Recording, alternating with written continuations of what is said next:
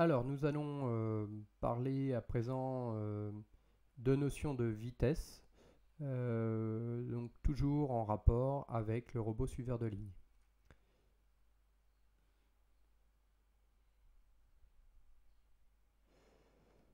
Donc, quelques notions de physique que vous connaissez logiquement déjà.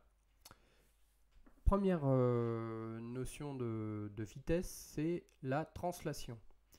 Alors, la vitesse de déplacement en translation est le rapport entre la distance parcourue, petit d, et le temps delta t mis pour parcourir cette distance.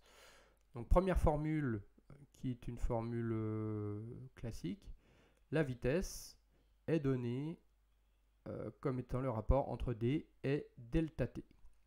Donc là, on retrouve les unités. La vitesse est donnée en mètres par seconde, bien sûr la distance en mètres, et delta t, c'est le temps en secondes. Alors ça, c'est pour la vitesse en translation. On a exactement la même chose pour la vitesse en rotation. Donc vitesse de déplacement en rotation d'un point. On imagine qu'un point va tourner autour d'un axe. Alors, la vitesse de déplacement en rotation est le rapport entre l'angle parcouru, alors on le nomme θ, et le temps delta t mis pour parcourir cet angle.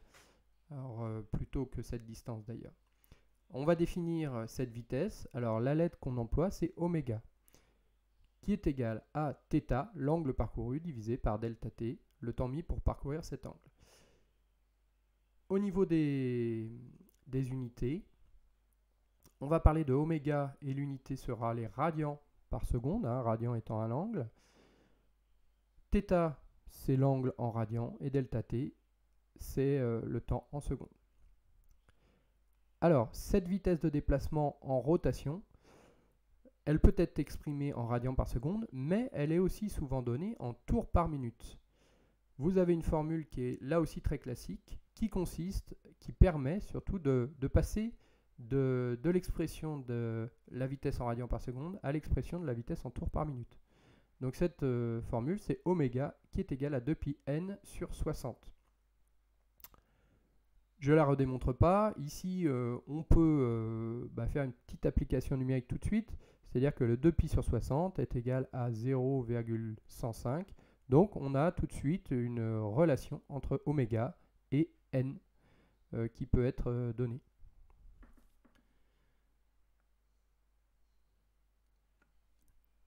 Lorsque la vitesse de rotation se traduit par une vitesse de déplacement, donc ça va être tout à fait le cas du robot justement suiveur de ligne, eh bien vous allez pouvoir exprimer justement la relation entre la vitesse de déplacement et la vitesse de rotation.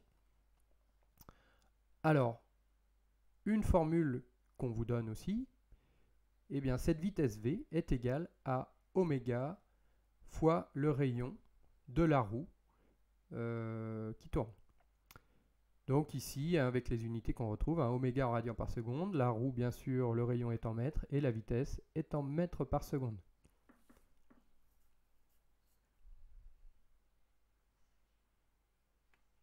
Si on veut décrire la vitesse, il est parfois nécessaire aussi de décrire le mouvement.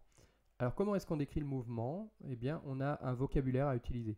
Décrire un mouvement consiste à qualifier la trajectoire. Donc déjà au niveau de la trajectoire, on peut distinguer plusieurs types. Une trajectoire rectiligne, curviligne, parabolique ou circulaire. Et on peut aussi qualifier la façon dont la vitesse évolue. Donc elle peut évoluer de manière uniforme, accélérée ou ralentie.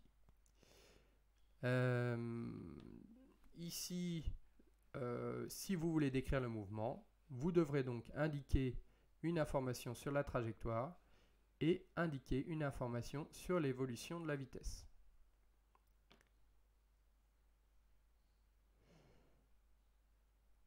On vous propose ce petit exercice pour justement mettre en œuvre ces différentes relations.